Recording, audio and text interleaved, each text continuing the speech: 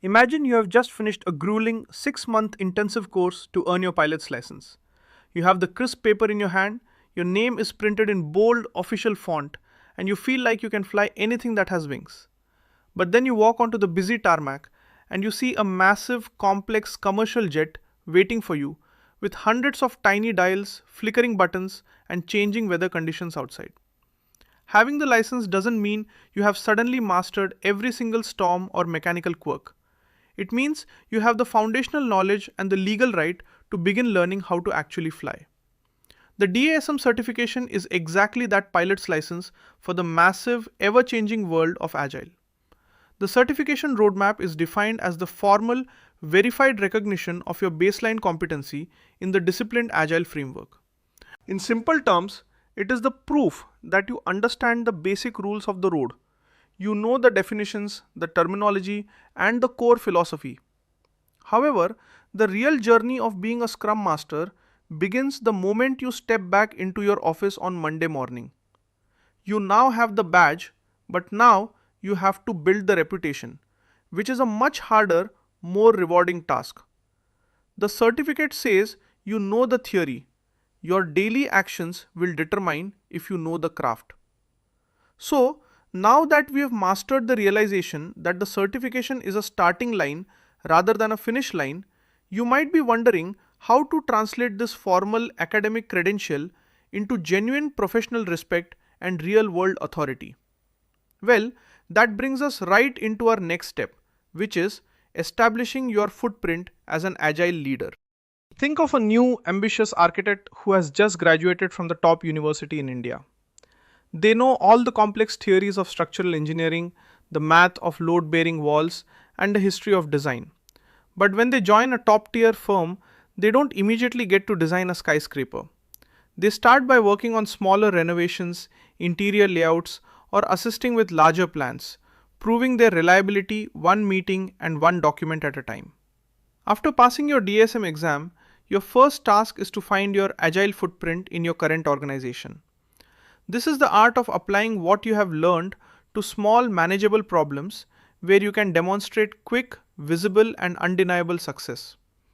You might see a team struggling with long, painful, unproductive meetings, or a department that keeps missing its delivery dates because they are trying to do too much at once. By stepping in and applying just one or two disciplined agile techniques, like simply visualizing the work on a Kanban board or strictly limiting the amount of work in progress, you begin to build your reputation as someone who solves problems rather than just talking about them. You are not trying to change the whole company culture overnight because that is a recipe for burnout and frustration. Instead, you are proving the value of the mindset through small local wins that people can actually see and feel. So, now that we've mastered the strategy of using small tactical successes to build your influence, you might be wondering what to do when you eventually hit the inevitable wall of corporate resistance. Well, that brings us right into our next step, which is navigating the challenges of organizational culture. Imagine you are trying to introduce a new, efficient solar powered irrigation system to a group of farmers who have been doing things the same way for 3 generations. Even if your system clearly saves water and grows better, larger crops, they are naturally and rightly skeptical because they value their traditional methods and their long standing expertise. You cannot just march in and tell them they are wrong. You have to show them, listen to their genuine concerns, and find a way to make the new method feel like an evolution of their own history. In the professional world, organizational culture is that invisible current that can either carry your agile efforts forward or push them straight back. Navigating culture is the practice of aligning agile principles with the existing values and habits of the people you work with. When you encounter that, but we have always done it this way mentality, do not fight it head on. Instead, invite it into the conversation. Ask, how can we use this new tool to make your current workload feel easier?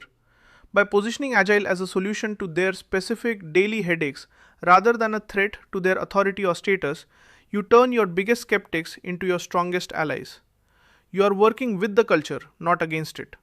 So, now that we have mastered the art of working with rather than against your organization's unique culture, you might be wondering how to keep your skills sharp once the initial excitement of the certification starts to fade? Well, that brings us right into our next step, which is the importance of continuous learning and community engagement. Consider a world-class musician who has reached the level of a concert master. They have performed in front of thousands, yet they still wake up to practice their scales for an hour every single morning before anyone else is awake. They know that the moment they stop refining their technique is the moment they stop evolving as an artist. Disciplined Agile is a deep, vast ocean of practices, and the DASM credential only scratched the surface of what is possible. Continuous learning is the commitment to staying updated with new techniques, attending webinars, reading case studies, and participating in the global Agile community. This is not just about keeping your certification valid for the renewal board. It is about keeping your mind agile and your tools sharp.